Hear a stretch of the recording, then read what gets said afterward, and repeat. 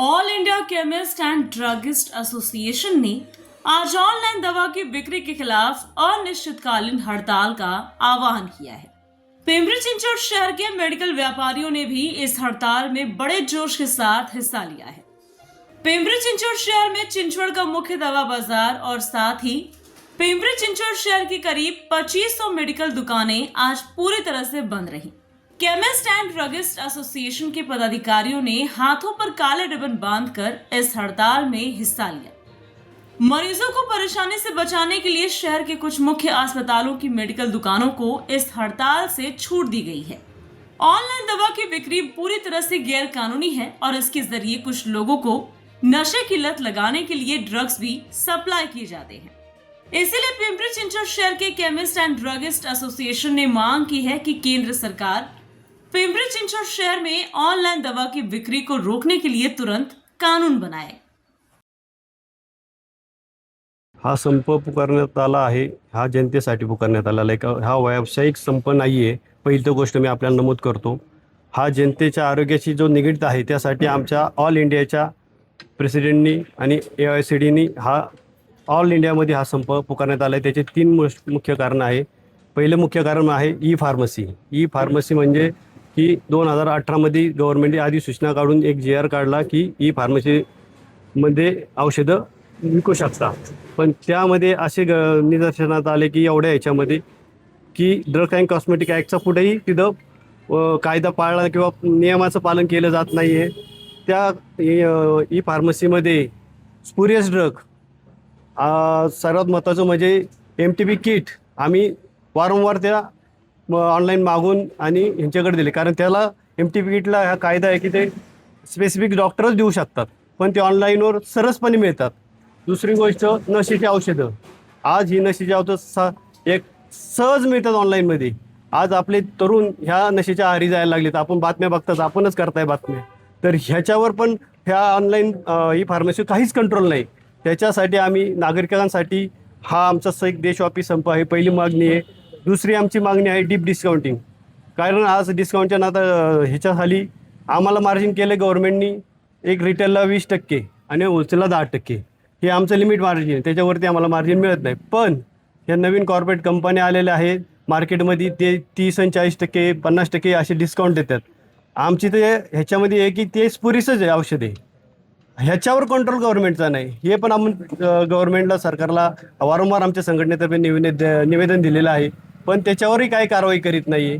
तिसरं आमची मागणी आहे की बाबा काही कोविडमध्ये ज्यावेळेस पॅन्डेमिक कंडिशन होती की होम डिलिव्हरीचा आधी सूचना काढली होती, कायदा नाही काढलेला पण आधी सूचना काढली, पण ड्रग कॉस्मेटिक ॲक्टमध्ये असं आहे की ती औषधं ही फार्मसीच्या निगराणीखाली दिली गेली पाहिजे। त्याचं कोल्ड टेम्परेचर काय असेल त्या औषधं सगळं हे फार्मसीला माहिती आहे। काउन्सिलिंग करायला लागतं, तिथं कुठेही काउन्सिलिंग नाही आहे पेशंटची, पण हे सर्व नागरिकांसाठीच आम्ही करतो आहे। आणि त्यासाठी आम्ही आपल्या माध्यमातून निवेदन करतो की नागरिकांनी आम्हाला सहकार्य करावे। आम्ही कुठे कुणाची गैरसोय करणार नाही, पण सरकारला हे आमच्या मागण्या नागरिकांसाठीच आहेत हे आम्ही कळवण्यासाठी हा देशव्यापी संप पुकारला आहे। पिंपरी चिंचवडमध्ये होलसेल रिटेल मिळून सर्व 2500पेक्षा जास्त जे आहे आमचे तेवढे सभासद आमचे आज पूर्ण बंद आहेत, या संपात सहभागी आहे। पुण्यामध्ये जवळजवळ 15,000 केमिस्ट आहे, ते पण ह्या संपामध्ये सहभागी आहे। आम्ही पाठिंबा दिलेला आहे ऑल इंडिया। मी कार्यकारिणी सदस्य म्हणून भोसरी विधानसभेमध्ये काम करतो।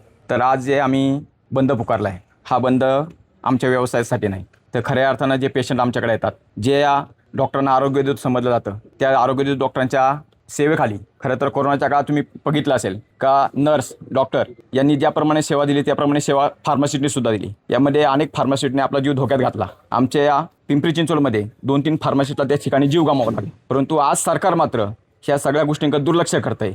आज शेतकरी झालं किंवा मेडिकल झालं, केमिस्ट झालं, आम्ही अतिशय संकटात असताना सुद्धा सरकार मात्र केवळ ई प्रिस्क्रिप्शनची फक्त निविदा काढली असताना त्याच्यावरती कोणताही कायदा पारित झाला नसताना सुद्धा सरकार या ठिकाणी ह्या ज्या काही गोष्टी चालल्यात, ऑनलाईन ज्या गोष्टी चालल्यात याच्याकडे मात्र दुर्लक्ष करते। त्यामुळे काय होतंय सर, आम्हाला नियम आहेत FDAचे, आम्ही लायसन घेतल्यानंतर आम्हाला तिथं फार्मसीच्या देखरेखीखाली त्या ठिकाणी औषध विक्री करायला लागते। एखादं औषध चुकीचं गेलं तर आमच्यावरती कारवाई होते, परंतु तुम्ही विचार करा जर ऑनलाईन पद्धतीने त्या ठिकाणी कोण फार्मसीत काम करतो याचा सुद्धा त्या ठिकाणी तपास नाही। दुसरी गोष्ट, त्या ठिकाणी चुकीची औषधं आली, तुम्हाला माहीत असेल डायबिटीज, ब्लड प्रेशरची औषधं त्यांचे डोस व्यवस्थित फार्मसीला समजावून सांगावं लागतात। म्हणून त्याच्या देखरेखीखाली ही औषध विक्री चालते. परंतु ऑनलाईन जी औषध येतात तिथे कुठल्या प्रकारचा फार्मसी काम करतो का हे सरकारला माहीत नसतं.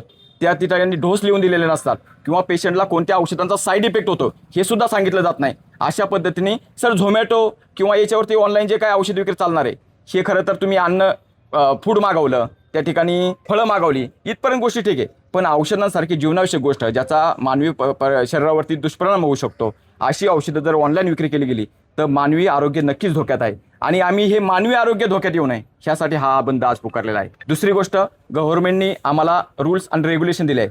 त्या रूल्स अँड रेग्युलेशननुसार आम्ही जे रिटेल केमिस्ट आहेत या ठिकाणी आम्हाला फक्त 20% त्या ठिकाणी 20% डिस्काउंटने आम्हाला त्या ठिकाणी औषधं मिळतात. होलसेलला आमच्या होलसेल मार्केटमध्ये जे बंधू आहेत त्यांना त्या ठिकाणी 10% मिळतात.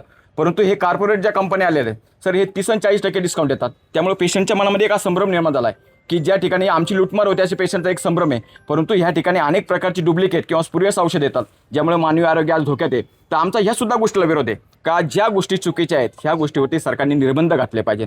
जर सरकारने त्या ठिकाणी ई प्रिस्क्रिप्शन कायदा संमत केला नाही तर ही ऑनलाईन विक्री औषधं ही बंद झाली पाहिजे पूर्णपणे. आणि आमची मागणी हीच आहे, आज आम्ही एखादा नार्कोटिक ड्रग जर विकला तर त्या ठिकाणी FDA ला आम्हाला त्याचे पुरावे ठेवावे लागतात, प्रूफ ठेवावा लागतो, FDA ला त्याचं सर्व त्या ठिकाणी डिटेल्स द्यावे लागतात. परंतु या ठिकाणी ऑनलाईन मात्र सर्व प्रकारची नशेची औषधे विकली जातात. ज्या पुढील पिढी आपण भारत आता महासत्ता होण्याच्या दिशेने, आज भारतामध्ये सर्वात मोठी लोकशाही आणि ह्या लोकशाहीमध्ये जर अशी त्या ठिकाणी औषधांच्या बाबतीमध्ये अशी थट्टा मांडली जात असेल आणि तरुण पिढी जर व्यसनाधीन होत असेल तर लक्षात घ्या भारत हा अधोगतीकडे चाललेला आहे. म्हणून आमची मागणी का सरकारने याचं गांभीर्याने लक्षात घ्यावं.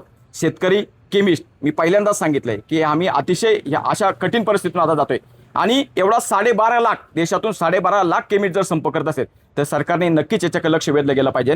जर एवढ्या मोठ्या प्रमाणात जर केमिस्ट त्या ठिकाणी जात असेल तर मानवी आरोग्य धोक्यात आहे म्हणून तो जातोय, त्याच्या व्यवसायासाठी जात नाही. Bureau report, V SRS news, Pimpri Chinchwad, Maharashtra.